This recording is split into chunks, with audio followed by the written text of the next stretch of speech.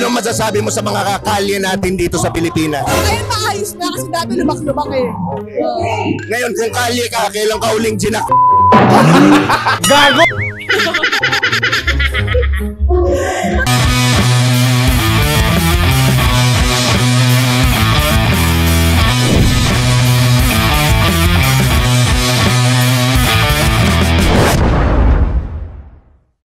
So nandito pa rin tayo ngayon sa BaitCon at siyempre, save the best for the last, sabi nga nila.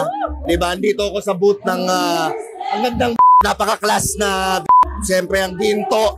Ang may-ari nito, walang iba kundi si Rob Ginto. Actually, tatlo kami. Sino? Ako, si Gian Arroyo, tsaka si Jose Melizalde. Agoy, mga Lodi lahat yung mga Ang may-ari. Viva Max lahat yan. Rob, kasi ganito, medyo sinasabi nila wala daw silang natututunan sa content ko. So ngayon, gusto ko gumawa ng educational content. Kilala kong kaliskis mo, oy. Ngayon, okay. Okay lang sa'yo? Okay lang sa akin yan. Okay, so pwede kang contentin. Ano bang hinihintay natin? Contentin na natin si Rob. First question, anong masasabi mo na yung mga damit na natin sa Taytay umaabante na, maganda yung quality? Mabuti yan. Mabuti yan. Mabuti yan. Keep it up. Kung ikaw ang mananahi ngayon sa Taytay, paano mo ipapasok yung sinulit sa karayom? Ditilaan mo ba muna o diretso pasok? Siyempre, kailangan muna. So ditilaan mo muna. Oo, didilaan. Ganun ako. Tama. Ganun ako magpasok. Yan, tama. Rob Ginto, didila. Ay, gamo. Next question, ano masasabi mo na yung mga magsasaka naghihirap?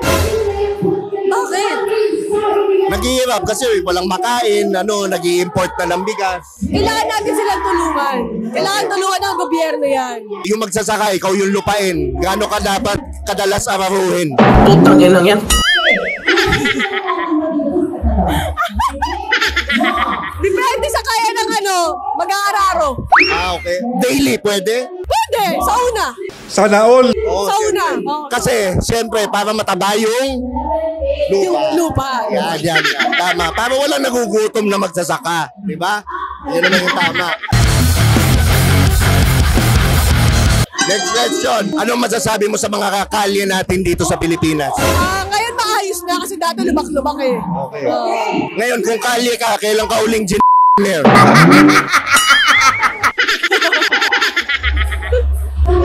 Matagal na! Matagal ba?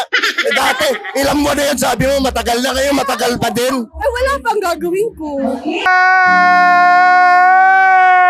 Baka namang hindi ako naniniwala. Wala na. Wala talaga. Kaya ko naman yung sarili ko nga kasi. Sa bagay, tama nga naman. Okay. Si Mariam Palad. Kung magiging palay ka, paano ka dapat payuin? Banayad o barubal? Pwedeng barubal. Pwede rin naman banayad. Pwede boat na lang. Pwedeng boat? Ay, grabe. Boat daw. Ano yung una? Banayad o barubal? Banayad muna. Tapos barubal na. Huwag mong subukan, masisira ang buhay mo. Napapasiyar ako nito. Ano ka? Chicharon o kropek? Chicharon. Kung chicharon ka, kailan ka huling kinain? Wala akong kakain. Walang kakain? Naku, madami magbo-volunteer dyan. Wala pa din? Wala pa! Ako, narinig nyo, wala pa daw. Chicharon ka, gaano ka kaingay kainin? Rate from 1 to 10. 10. 10? Grabe ang ingay ko. Kailangan may music.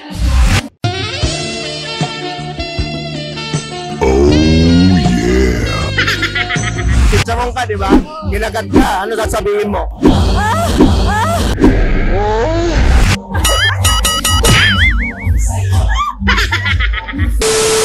Kung ketchup ka, anong gusto mong sumausaw sa'yo? Hungarian sausage o hotdog? Hungarian. Bakit Hungarian? Para mas ramdam. Sa bagay, okay, yung Hungarian ba yun may cheese o wala? Pwede rin naman may cheese, pwedeng wala. Ano iniisip ninyo? Ang dumi ng utak ninyo? Iipitin ba yun sa dalawang monay o hindi? Dapat. Napapatumbling ako. Okay, kapag bagong taon, saan ka nagpapaput sa loob o sa labas ng garahe? Sa labas ng gara. Bakit sa labas? Para maingat tayo. Daming disappointed. Kung garden ka, gaano ka kadalas magtabas ng damo? Ay, hairless.